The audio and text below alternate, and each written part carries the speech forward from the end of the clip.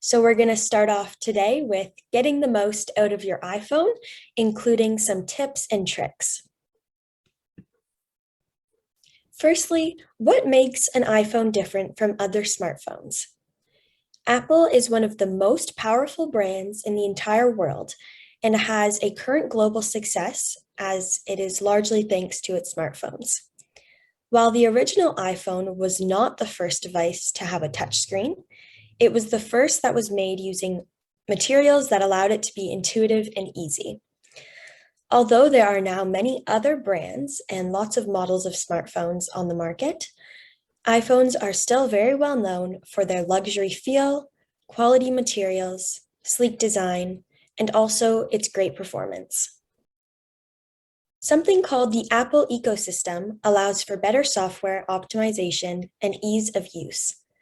Users that rely on Apple's products for personal use enjoy a relatively hassle-free experience when it comes to cooperation between the different devices. So Apple devices are very much compatible with one another and many of its features. So for example, you may have multiple Apple devices such as an iPhone, iPad, Mac, etc. Now I'm going to go over the recent iPhone models. The newest generation of iPhone is called the iPhone 13. The current lineup of iPhones has a very wide price range. The iPhone SE starts at $599, while the iPhone 13 begins at $1,099. And you can even pay more money to add more storage to your device.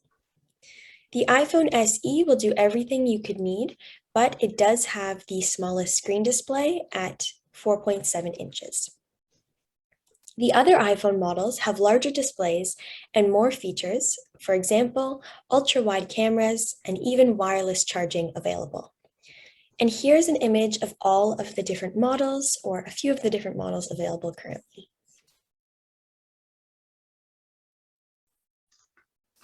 Now, there are both positive and negative aspects of iPhones. To begin with the pros, it is very easy to learn how to use an iPhone, meaning lots of different people of all different abilities can use this device. It also has incredible camera quality, very high security measures, an excellent battery life. It does not have malware. It has high build quality, and also a service called Apple Support is available, which makes solving issues or problem solving when something comes up very simple, as there is assistance at your fingertips. Though there are also some cons of iPhones, namely that it's very expensive. Recent models do not have headphone jacks, meaning you will have to get an adapter to listen with wired headphones, or you will have to use wireless Bluetooth connected headphones. Repairs cost a very high amount. There's limited apps that you can download because you can only download from the App Store. It has expensive accessories, which again comes from just having an expensive brand in general. And it also does not allow for external storage of files or anything you may be storing on your device or trying to store on your device. Now I will go through some of the iPhone features. Firstly, how to organize your home screen. In order to move the apps around on your screen, you can hold down on one of your apps for a couple of seconds.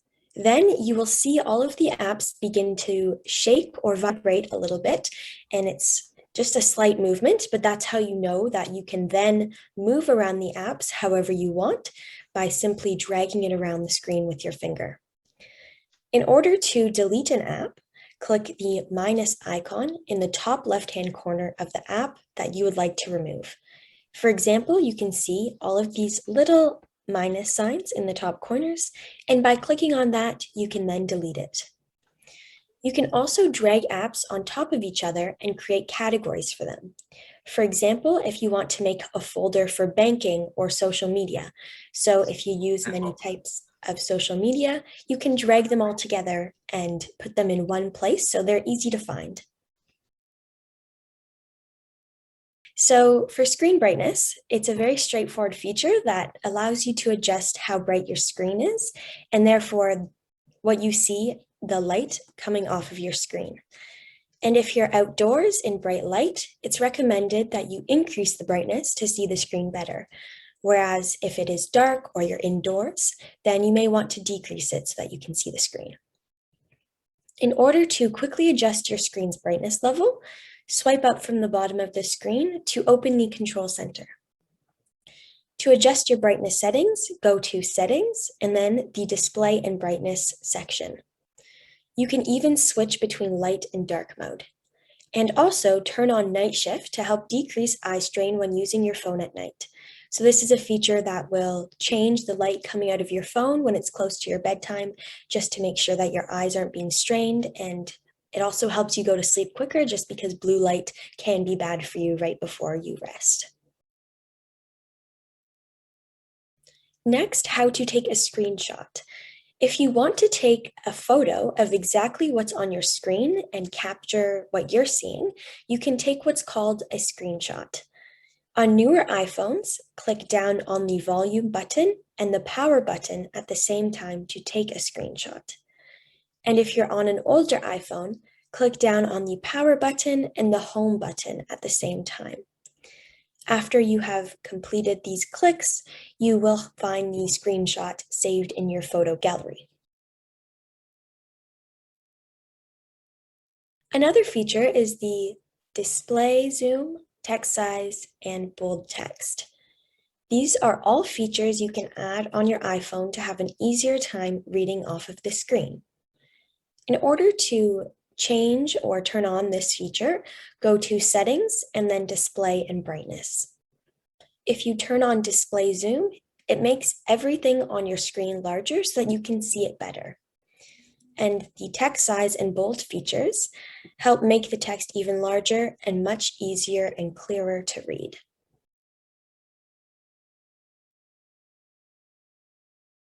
There's also a feature called Dictate Text, which is on an iPhone. And this is the ability of the iPhone to dictate text, so there will be a voiceover anytime there is something on the screen you wish to read. And this feature is meant to eliminate the need for you to read the screen. In order to enable this feature, you want to go to Settings, then General, then Keyboard, and then Enable Dictation. And if you're not sure how to find each of these things, you can follow these screenshots with the arrows. So firstly, going to General, then the next screen, you will have to scroll down to Keyboard, and finally, Enable Dictation.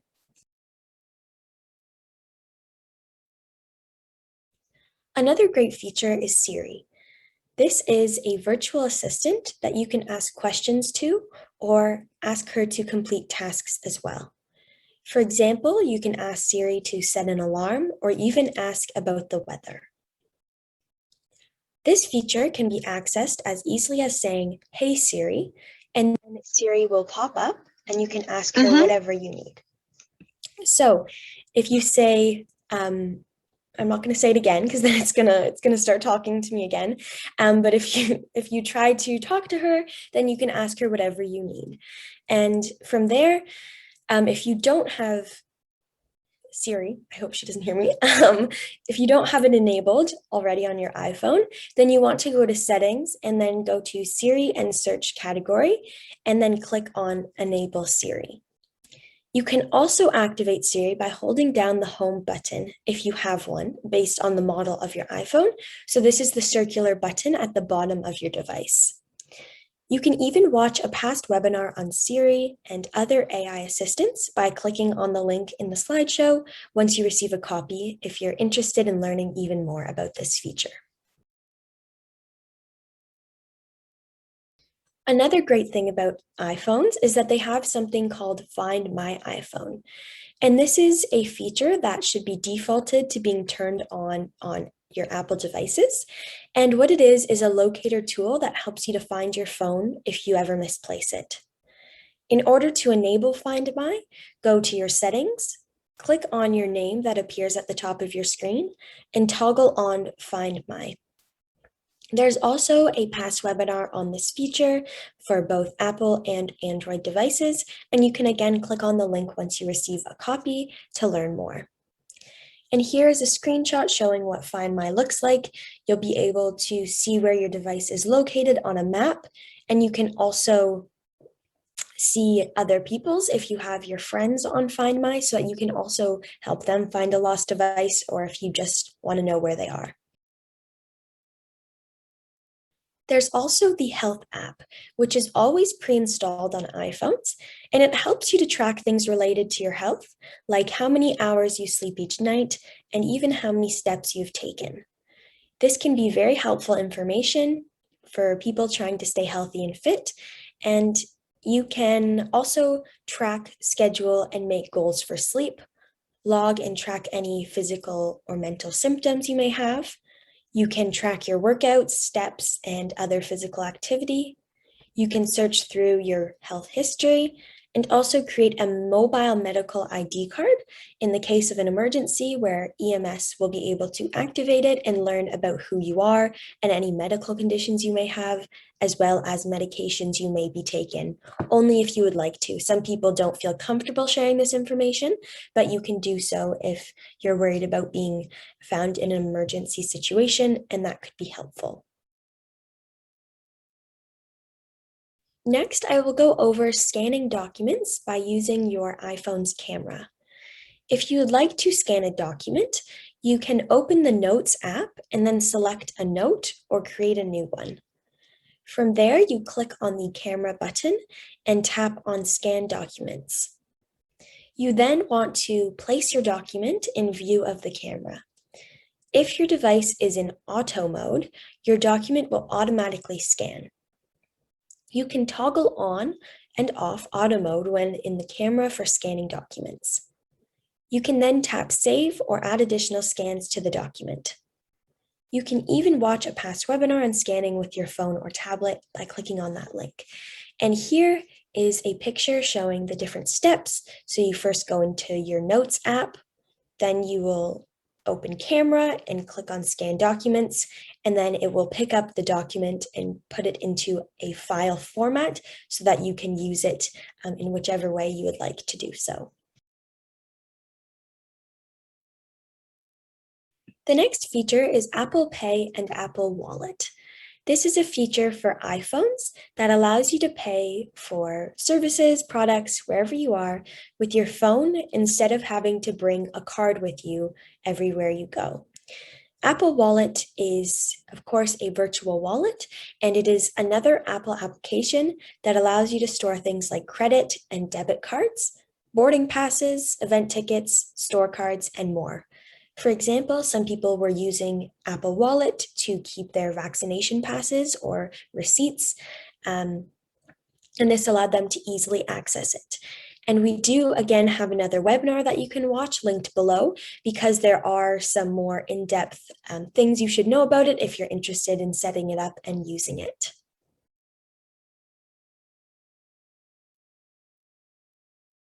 Next is shifting the keyboard left to right. If you would prefer to have a smaller keyboard for one-handed typing, you can shift your keyboard to the left or right, depending on if you're typing with your left hand or your right hand.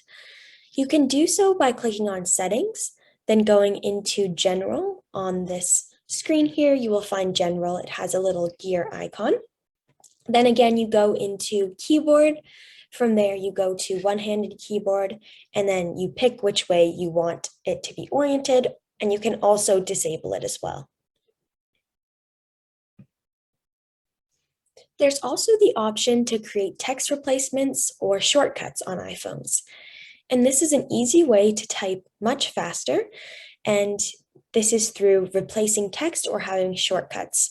For example, you can see in this screenshot, OMW will go into On My Way automatically if you ever type those 3 letters out. To do this, you want to open Settings and go to Keyboard, just like shown on the previous slide. And then from there, you can go to Text Replacements.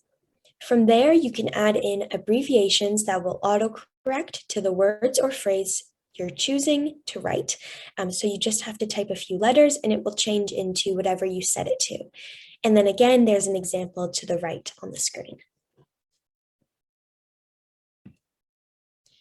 Another great feature is AirDrop, and this is a way to send your photos or videos to other Apple users near you, and this is including yourself. AirDrop a photo or video. You want to make sure that your Bluetooth is turned on, as this is how they will be transferred. You then open the Photos app and pick the photo or video that you wish to send. Then click the button in the bottom left corner that looks like a square with an arrow pointing up, and then click the AirDrop button. Then you will see a list of all the names of the Apple devices nearby, and you can click on them and it will then directly send that person the photo or video. So you can see in this screenshot to the right, somebody has airdropped a picture of a girl blowing bubbles, and this is what it looks like when it appears on that person's screen. And you can always choose to accept or decline the airdrop as well if you maybe don't know the person or if it was an accident. Another one of the final features is Wi-Fi calling. If cellular service in your area is not working very well, Wi-Fi calling can tap into your home's Wi-Fi network to place calls rather than just having cellular service to place the calls. You do need a wireless carrier that supports it, but if it does, then you can go to your settings, then into the phone section, then Wi-Fi calling in order to turn it on. You want to make sure that you click on the toggle to enable Wi-Fi calling on this phone. As shown in the screenshot to the right, you can see this green toggle, meaning that you have Wi-Fi calling enabled. And that concludes the overview of all of the different features. I'm now going to move into a live demo from my own personal iPhone to show you a few of the features that I explained in the presentation. So firstly, in order to access many of these features, you have to go into your settings. So once you click on the settings icon, which is a gray gear, you will see your name at the very top, and you can go in there to see information about your device and your Apple identification. But I just want to show you how to change the brightness of your screen, as it's an important feature. It may be necessary to change it throughout the day. So if you go and you scroll down a few scrolls, you will see display and brightness right here where I'm clicking. And from here, you can change the appearance of your screen. So if you want it to be in light mode versus dark mode, or even turn it on automatic, so it will shift depending on the time of day. But then you can look down and there's a scroll bar that will increase or decrease the brightness of your screen. And you can't see it changing because it is simply how I'm viewing the screen. It's not going to show because I'm just sharing my screen, but it will increase or decrease based on what you want. Then there's also another way to change your brightness, which depending on which phone you have, if you pull down from the top right-hand corner, you can adjust your screen brightness right here. You can scroll up with your finger and it will increase, or you can decrease it back down. So that's just a kind of shortcut for changing the brightness.